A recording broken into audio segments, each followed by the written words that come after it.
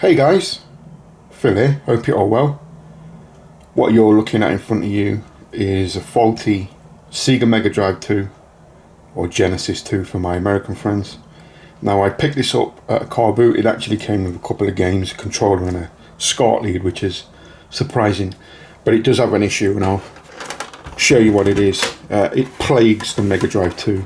You see this very commonly on the Mega Drive 2. If we take a look at the barrel jack input for the power, it's gone. Now what generally happens with these is one of two things. Either the barrel jack becomes disconnected from the PCB because of cold joints, or the actual barrel jack itself fails. So yeah, I'm gonna have to get in this thing and investigate what the issue is. Thought I'd show you what the issue is. If we take a look under my bench, I've got the Mega Drive II power brick on, and you can see it's actually switched on. It's plugged into the back of the Mega Drive. I've got the SCART connected up, it's power on, and as you can see we get absolutely nothing. Let's wiggle the barrel jack input and you can see me wiggling that. I'll show you me wiggling it. Look, you can see me wiggling it and we're still getting absolutely nothing. So yeah, let's get the lid off and have a look, see what the issue is.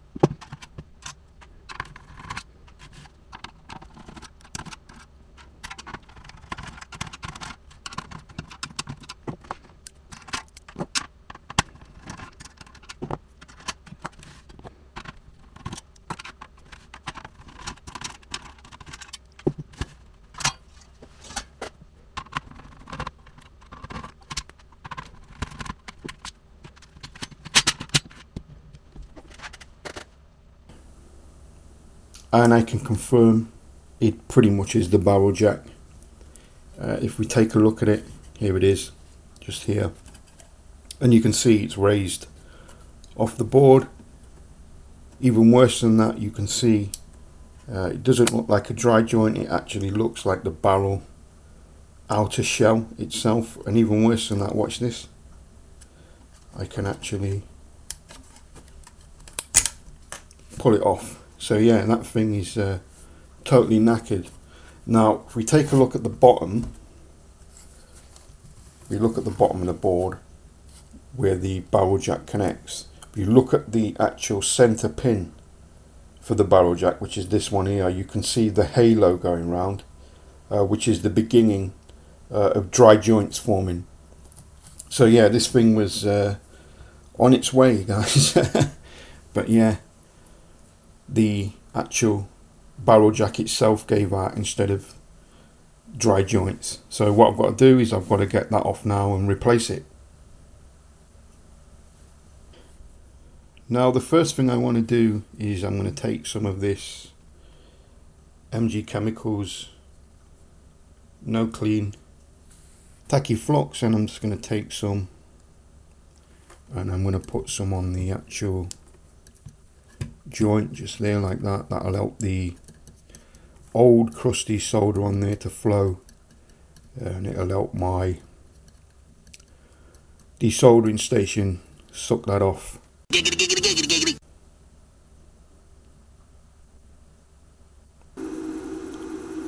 Now hopefully you can hear in the background I've got my desoldering station all heated up, ready to go. So what I'm going to do is I'm going to come in and we're going to desolder this barrel jack, well, the remnants of it.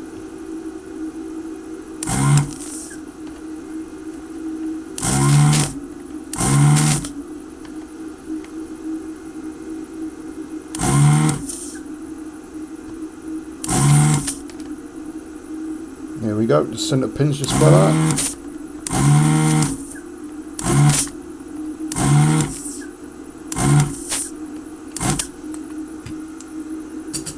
And there we go, that's the old jack, remnants of the old jack removed.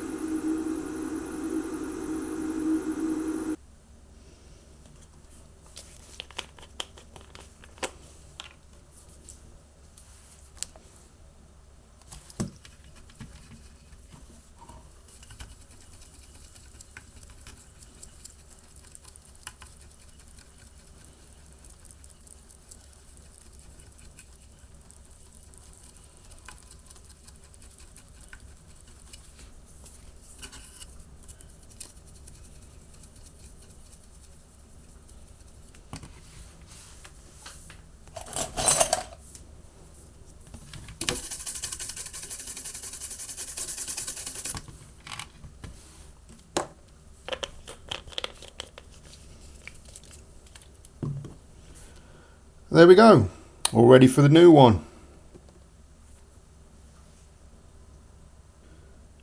Knew I had one somewhere. If I open my parts tray and I tilt it up, you can see there's one and there's another one. I've actually got two. Winner winner. Let's get the new barrel jack in. Going to come along, put it in, there we go. I'm going to get something underneath that to hold it there, so just prop it up a little bit like that, just to hold it in there.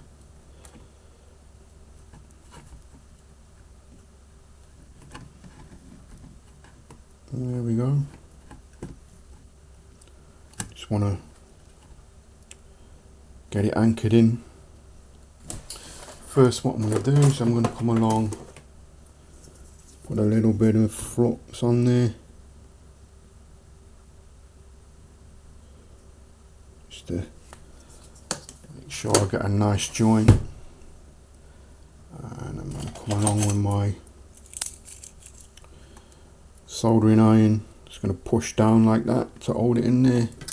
First one I'm going to do is this back pin of the barrel jack,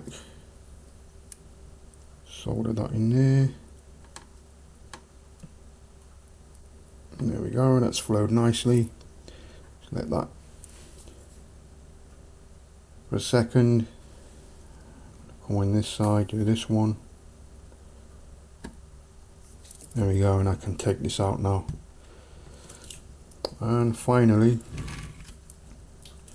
I'm just going to come along and do this side,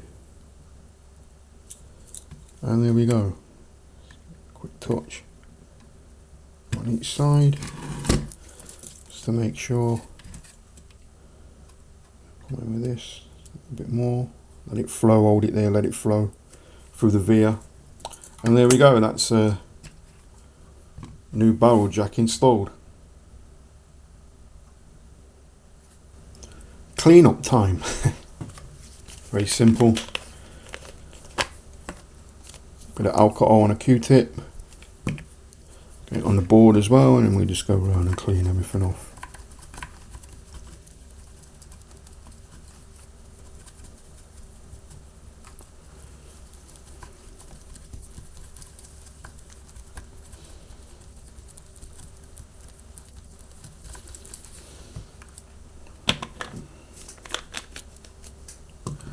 Take a toothbrush, just give it a quick wipe.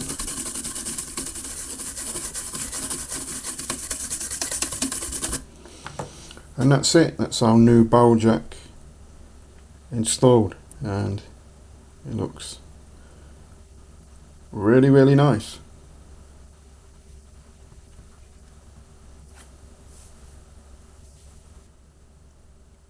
What I want to do is show you the problem with this version of the barrel jack that the Mega Drive II uses. If you take a look at it, the way it's anchored in is predominantly towards the back of the connector. So pretty much what happens is the board is holding the barrel jack like that, and what happens is because there's nothing supporting the front, when you come in with the actual barrel jack, what you're doing is you're lifting it up like that, and then when you take it out, you pull it back down again, and then you put the barrel jack in and you lift it up and you put it back down, and you keep doing this, right? So eventually what happens is either, and you can see this one's broke, look, it's totally snapped inside. This is the problem. This connector here is snapped off. Either what happens is the barrel jack fails, or you get dry joints, because obviously you keep doing this with the jack. So yeah, whoever chose that connector, this barrel jack, they picked the wrong one. They should have got the one where it's reinforced at the front here as well, and that would anchor it in better and stop it moving. But yeah, I can tell you what happened. I bet this one cost a little bit cheaper than the one they wanted to use, and the BOM department said no, you got to use the cheaper one.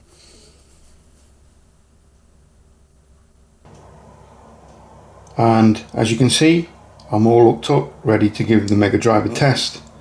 I've got a cartridge in the cartridge slot, we've got power going into our new barrel jack, and I've got the SCART lead all hooked up, ready to go. So yeah, let's power on, see if we get anything.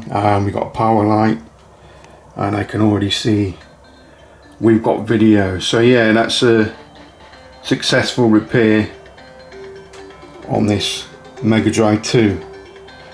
But what we've got now, I was expecting this, guys. If you take a look at the video, can you see how it's shimmering? This is a problem with the Mega Drive 2. You only see this on the Mega Drive 2. You never see it on the Mega Drive. It's an issue with the Mega Drive 2, and I'll show you what the problem is. The problem is this video encoder chip just here. There are some TVs, and this is one of them, that do not like that video encoder chip. Now there's a number of ways to get around this. The first and easiest way is to just hook it up to another TV and use another TV and hope for the best. The second way is to completely bypass this video encoder chip. There's a board you can buy, and that's got a modern video encoder chip on there that works a lot better than this piece of crap here. And you bypass that video encoder chip by wiring that one in. It's called a video bypass board, and it fixes stuff like this. But there's also another way if you want to just get it up and running, and that is to C-Sync mod the console. So that's what I'm going to do with this to fix this issue. I'm just going to do a quick C-Sync mod. It's very quick, guys, and what I'll do is I'll show you how to do that. Now if we take a look at the video portion of the Mega Drive 2, here's pretty much the video encoder portion of the board. This is actually the video encoder here. Now C-Sync, it's TTL C-Sync, which basically means it's at a logic level. Comes from the custom SEGA chip here, and it comes all the way up and it goes into pin 10 on the video encoder. So here's pin 12, 11, 10 here, and if we follow the trace back, it's very minute, but I can just about see it. If we follow it back, we come to this via just here. Now what I'm going to do is I'm going to fire up my scope, and I want to see what sort of level it's at. I know it's going to be round about the TTL level, but I'm just going to fire up my scope. I'm going to shove the probe into this via here and just check to see what level C-Sync is at. So I've gone ahead and set up my scope. I've got my grounding strap connected here, and obviously you can see vicariously I'm probing that via. I can stick my scope probe in there, and now if we take a look at my oscilloscope, we can tell that C-Sync because we can see the horizontal pulses, and every now and again you'll see a vertical pulse go through. There you go, there's 1, 2, 3, 4, 5, there you go, it just keeps going through every now and again. Now if we take a look at what peak to peak voltage we've got, I'm on 1 volt per division. So if we count the squares, 1, 2, 3, 4, I'd say that's about 4.2 volts. That TTL C-Sync is around about 4.2 volts. So yeah, that's nice to know. See, most people think logic levels are 0 and 5 volts. Technically that is actually a logic level because it's going over the threshold, so that's why it's called TTL C-Sync, but it's at 4.2 volts. So yeah, nice bit of information to know. I can do some calculations now and work out what attenuation resistor I need, because obviously we can't wire that straight into the TV. The TV just not going to accept that high of a level.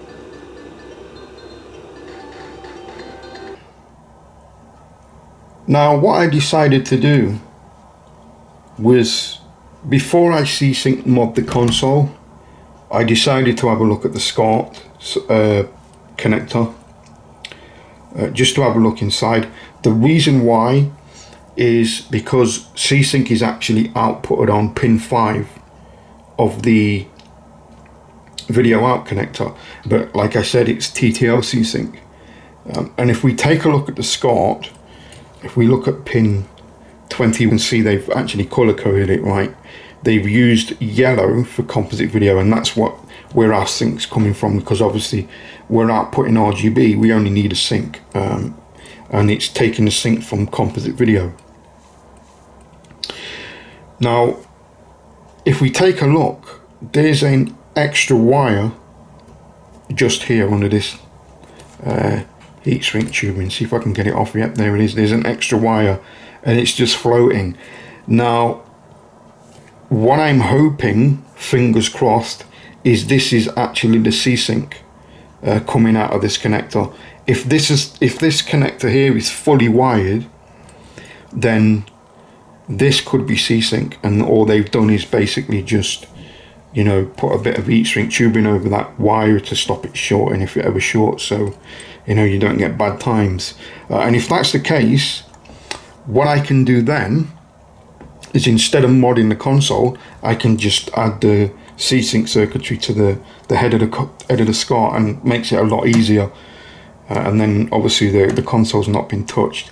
So what I'm going to do now is I'm going to get a bit of wire off this, and I'm going to measure between this via here, because obviously this is C-Sync, and I'm going to measure between to this wire that's just floating here, and see, hopefully fingers crossed, it's C-Sync, and if it is, I can use that instead of modding the console. And let's test to see if that spare wire is actually C-Sync. What I've done is I've connected it, you can see I've connected it to my multimeter. I've got the other end of the probe ready to go. I'm just going to touch that. We get a beep. There we go. We got continuity. You can hear that. So let's touch that via.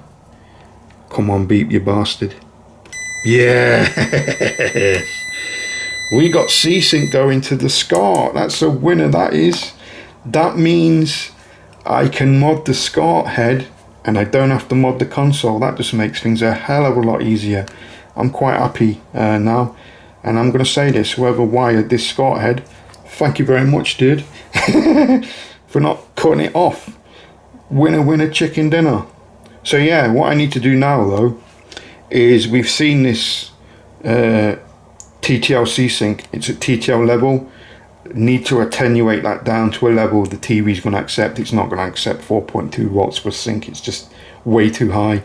So I've got to attenuate that down, so I've got to do a little bit of jiggery pokery using Ohm's law and work out what resistor I need, because obviously we can use the voltage divider that's get created when we hook it up to the TV, because there's a 75 ohm resistor to ground inside the TV. We can use Ohm's law to create a voltage divider, and we can attenuate that signal down. So what I'm going to do is I'm just going to work out what resistor I need, and then I'll come back.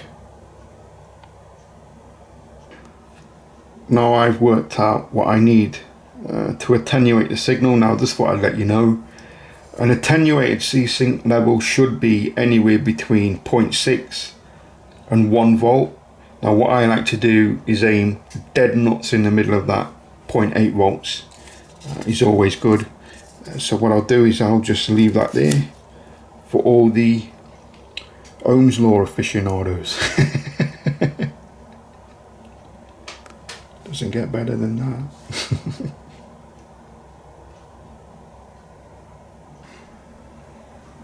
I've got all the components I need to do the C-Sync mod in the head of the Scart. Got a little bit of purple wire because the C-Sync wire on the Scart is purple, so you know, might as well carry on that theme. I've got my attenuating resistor here. I actually use a 330 ohm resistor, I don't have a 320 ohm. I've got a 220 microfarad electrolytic capacitor. That's just to kill off any DC offset if there is any. And finally, a little bit of heat shrink tubing. So yeah, I'm going to do a little bit of a magic trick and solder this all together. So 3, 2, 1. And there we go. By magic. Let's get this installed into the Scart head. Now the first thing I need to do is remove the composite video signal, because obviously we're not going to be using that anymore for our sync. I'm just going to see if I can pull off the heat shrink. Come on. It's always tricky. Yep, we go, we got it off. So that's me being able to remove the old one. So I'm just going to come in with my soldering iron and just remove that from pin 20. There we go, that's the composite video removed. I'm going to take a little bit of heat shrink tubing and put it over there. Just going to heat that. My lighter, quick and dirty. What I'm going to do is I'm going to fold it over. There we go, that creates a little protection there so it doesn't short on anything now. I can leave that in there just in case I ever want to reverse it. What I want to do now is come in with our little mod. So I'm gonna come in there, hold that there, solder that in.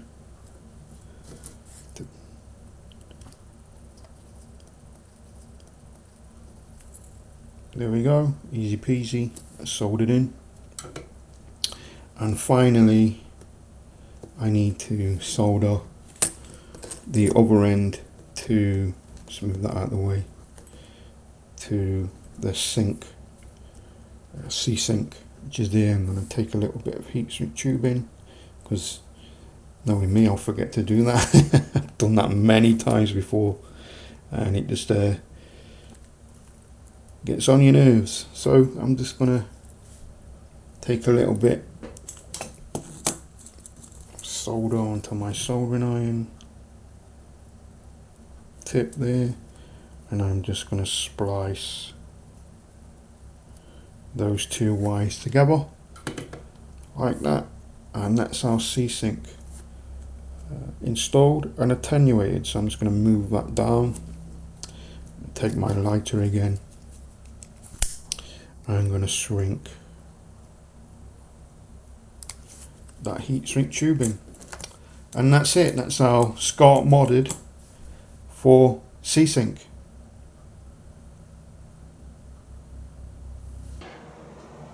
We're ready to give it a test. Our Scart has now been wired for C-Sync. It's been attenuated, and let's power on, power light. Hopefully we get an image, and there we go. And the first thing you can see, no more shimmering. We've eliminated it. So yeah, and the second thing you may notice is how good the picture looks. It looks really nice. C-Sync coming out of the Mega Drive II looks really nice. Another thing that helps as well is this cable is pretty good because it's shielded. I don't know whether you've seen it in the video, but if you'll notice, it's actually shielded, and you can see there's no jail bars. I can see no jail bars on that, and that's what happens when you use a decent cable. So don't know where this guy got the cable from, who originally had this before, but thanks to the guy who made it for keeping C-Sync in there, because that made it a very easy mod to do. I didn't have to mod the board. But yeah, what I'm going to do now is get this all back together, and then I can wrap up the video.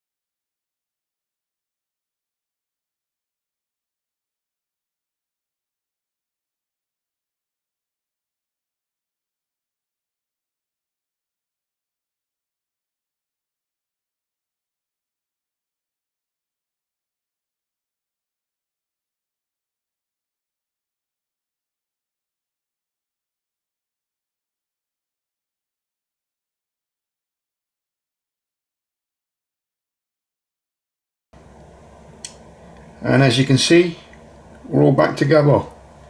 Got a bit of Sonic 2 in there.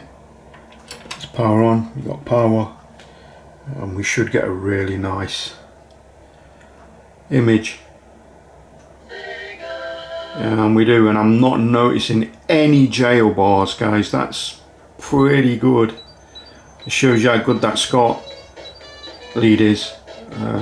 Probably because it's shielded, and you can see there's no jail bars on that image whatsoever.